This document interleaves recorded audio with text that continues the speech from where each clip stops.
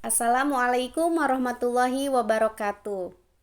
Ayah dan bunda sekalian, alhamdulillahirabbil alamin. Hari ini kita masih diberi kesempatan oleh Allah untuk menjalani sebagian aktivitas kita. Dan Masya Allah, dari sekian banyak manusia ternyata kita yang dipilih Allah untuk saling sharing ilmu sebagai tuntunan dari agama kita. Semoga yang menonton ataupun yang mendengarkan mendapat karunia Allah, mendapat petunjuk dan mendapat kebaikan. Amin, amin ya Allah ya Rabbal Alamin.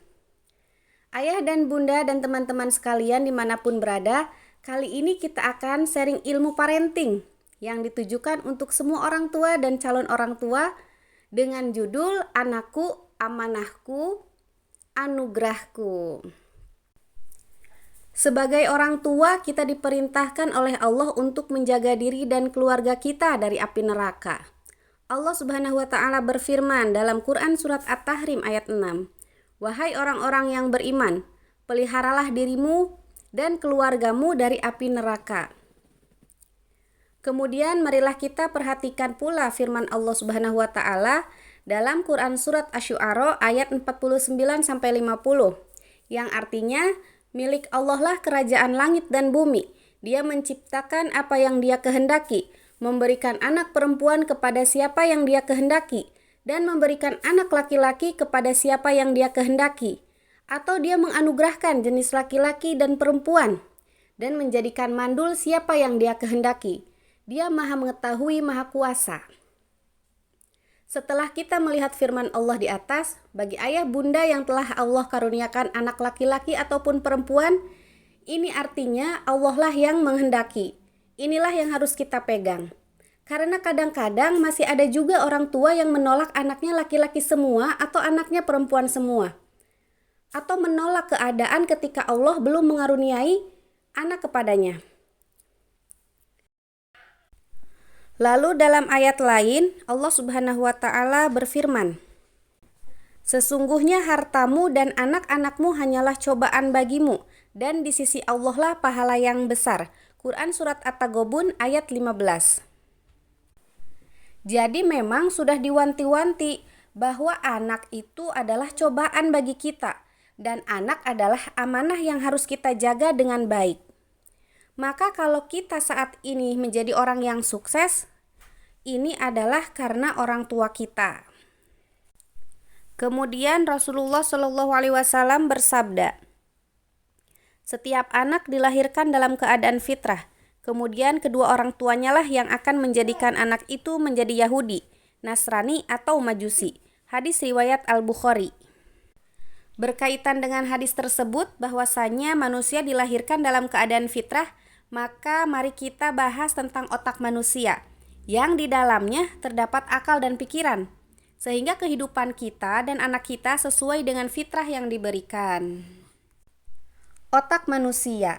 Ayah dan bunda sekalian, jika kita bicara tentang otak, otak manusia itu merupakan potensi yang diberikan oleh Allah Subhanahu wa Ta'ala kepada manusia untuk membuat manusia itu mulia karena diberi akal dan pikiran, dan sebagai pembeda antara manusia dengan makhluk lainnya. Otak manusia itu sangat canggih karena memiliki 100 miliar neuron. Dan neuron ini saling sambung menyambung membentuk koneksi. Satu neuron saja kerjanya seperti satu komputer canggih. Apalagi 100 miliar neuron, bisa dibayangkan begitu canggihnya otak manusia. 100 miliar neuron yang ada di otak kita saling sambung menyambung seperti kabel, membentuk koneksi. Kemudian membentuk apa? Membentuk memori atau ingatan. Memori apa? Memori adalah hal-hal yang kita ajarkan, seperti pengetahuan, nasihat, dan peristiwa. Bahkan sejak dalam rahim seorang ibu, otak janin sebetulnya sudah mulai merekam apa yang diucapkan, apa yang dilihat, didengar, serta dilakukan oleh seorang ibu. Semuanya itu akan masuk ke otak janin lewat sistem saraf.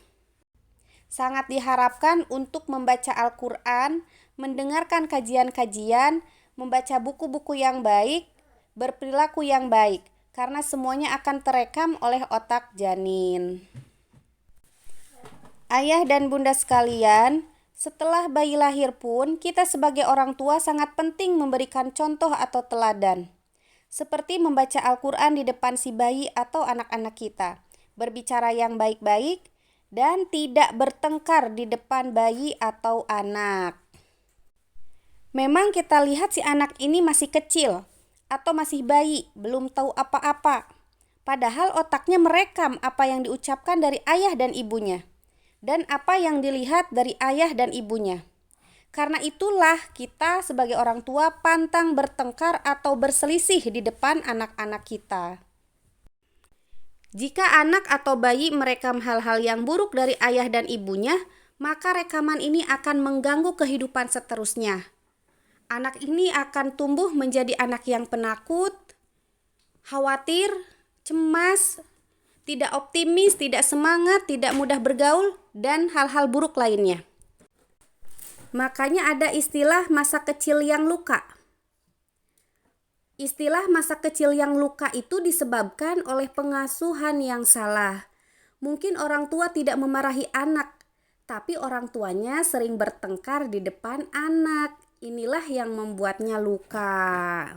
Apalagi yang memarahi anak, maka lukanya makin luar biasa. Namun jika anak atau bayi merekam hal-hal yang baik dari ayah dan ibunya, maka bermanfaatlah bagi kehidupan seterusnya. Dia akan menjadi anak yang semangat, optimis, penuh dengan rasa positif lainnya, mudah belajar, mudah bergaul, dan lain-lain. Ayah dan bunda sekalian, oleh karena itulah orang tua adalah panutan terbesar. Karena perilaku dan akhlak orang tuanya dilihat, didengar, dan diperhatikan oleh anak serta direkam di benaknya. Jadi orang tualah yang membentuk peradaban. Teladan kita adalah Rasulullah SAW. Maka dari itu kita harus ceritakan tentang Nabi Muhammad kepada anak-anak kita agar mereka bisa meneladani Nabi kita Muhammad SAW. Ayah, bunda, dan teman-teman semuanya bisa saling sharing ya di kolom komentar bagaimana pengalaman ayah dan bunda dalam mendidik dan mengasuh anak di rumah. Semoga pengalaman yang baik bisa bermanfaat dan menginspirasi keluarga yang lainnya.